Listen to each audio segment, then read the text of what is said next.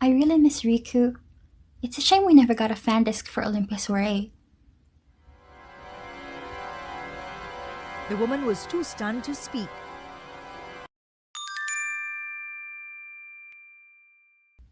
This is going to sound completely ridiculous, but Olympia Soiree changed the trajectory of my life this year. I cannot express enough how much I love this game, not just because of how beautiful it is, but because it led me to paths I wouldn't have taken before playing it. But I'll save that story for a different video, because today I will be talking about the sequel! Announced 4 years after the original game's release, Olympia Soiree Catharsis is the direct sequel to Olympia Soiree. It was announced on the first day of Automate Party last August 17th and is set for release in 2025. It's important to emphasize that this is a sequel and not a fan disc. Because of this distinction, the implications for the story are huge. Please bear in mind, this video is not spoiler-free, so if you haven't played the first game, you have been warned. Part 1. Why now? What took so long? Based on this list compiled by Reddit user ryoon, the gap between a main game and its fan disc or sequel release averages out to 2 years. Olympia Soiree took 5. This could be due to many different reasons, and I don't think Automate will tell us anytime soon. But if we're speculating, I think there are 2 main factors that caused the delay. First, and probably the most influential, is that the main Olympia Soiree team also worked on Tengoku Struggle's Strayside. The 2 games share their director, lead artist, and head writer. Tengoku has its own ups and downs, but I also really recommend playing it. Satoi's art will never fail to amaze me. The Japanese releases for Olympia and Tengoku were in 2020 and 2022 respectively. Following this timeline, assuming a game takes 2 or 3 years to develop, 2025 for Catharsis makes a lot of sense.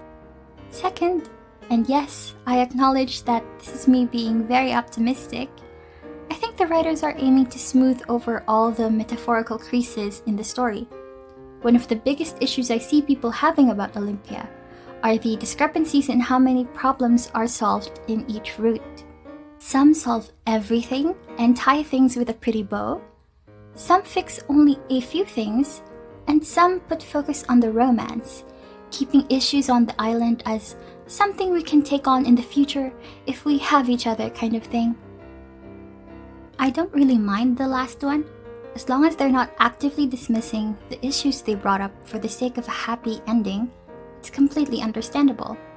If I recall correctly, the events of the main story, not including the hundreds of flashbacks, occur for around 2 months, maybe 3 if you're really generous.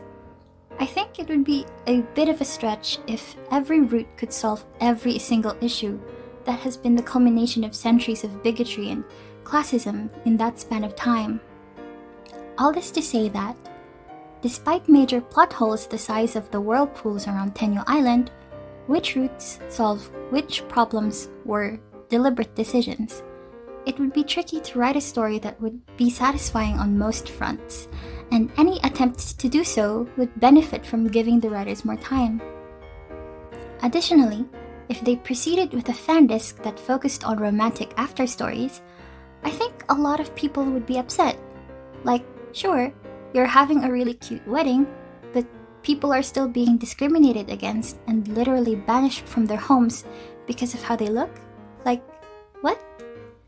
It would be just sweeping things under the rug, and no amount of fluff could hide that. With a sequel, however, they can take their time and give more attention to solving things, since we already know the main cast. Ultimately, it was a very smart decision, and I also appreciate that they didn't rush to immediately release it. It would have been incredibly easy to just cash in on the hype that the first one got. I'm sure it won't be 100% perfect, but you get the sense that they want to do things right. Part 2. The teaser. If you haven't seen it, please watch it first. I put the link in the description. Take your time, I'll wait for you. The teaser begins with the narrator underwater. The sound is of water gurgling as bubbles rise to the surface. Then, the character washes up on the shore of Tengu Island. We see the shrine gate looming high, then the focus goes back to the sea. Our narrator says two things. The lines translate to, "Where am I?" and "Someone, please answer me." The next text reads, "The waves carried to the white girl." And of course, this is referring to Olympia. Now, let's establish some things we know are true. First, the narrator is a man, and therefore not Olympia or someone from Tenyo Island, since Lady Amaterasu only let women live there. Number 2, the significance of the sea is brought up very heavily in the teaser. They even used the wave emoji on the Catharsis announcement tweet. This alludes to a quote they always brought up in the first game. "The waves bring forth what one seeks." Number 3, Olympia needs to have children who have her color traits, because without her abilities, the sun won't rise anymore. As the basis of the structure of their society, color traits are important on Tengu Island, and people of same or similar color traits are often matched together. Number 4, the only other white-haired male we know of is Tsukuyomi. Part 3. Now, let's get into the theories. Theory 1. It's Tsukuyomi. I put this here for fun. I don't actually think it's him unless something crazy happens, especially since the narrator asks where he is, and Tsukuyomi knows the sea between the islands like the back of his hand. But I mean, I don't think anyone would turn down the chance to romance him, even if it would be questionable for Olympia to do so. Why did they have to make him look so good? Theory 2. An outsider. This is most likely the case, as implied by the sea and ocean motifs in the promotion so far. It's also been shown that the ocean listens to Olympia, though the extent of it and why is never really explained. You could say that about a lot of things about this game. But anyway, the character could have been chosen by the sea for Olympia to marry. Or maybe he got yoinked by the ocean randomly. Imagine the guy just going to the beach and the sea is like, "Oh, white hair. You'd be a great fit for this girl I know. Let me just yoink." Jokes aside, there is one thing that's keeping me from being 100% sure he's simply an outsider. And that leads me to my final theory. Theory 3. A different god.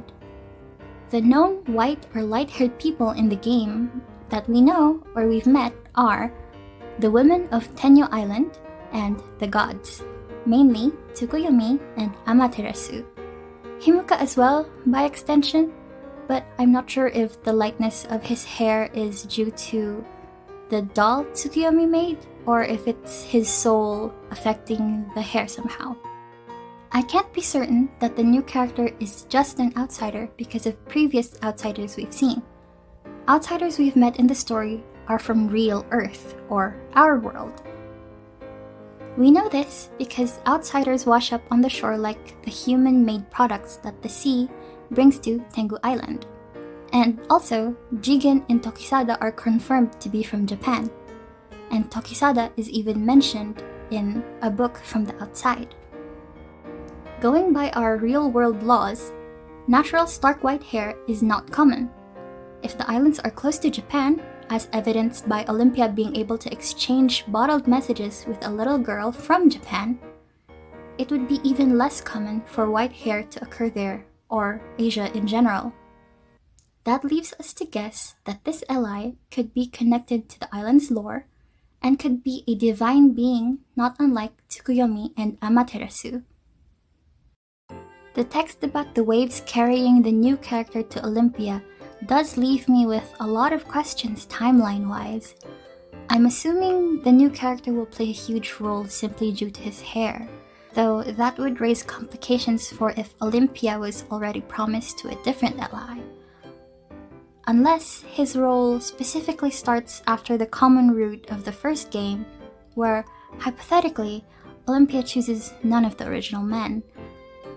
But I'm not sure if I like that approach, since it would undermine a lot of the original routes, especially Akaza's.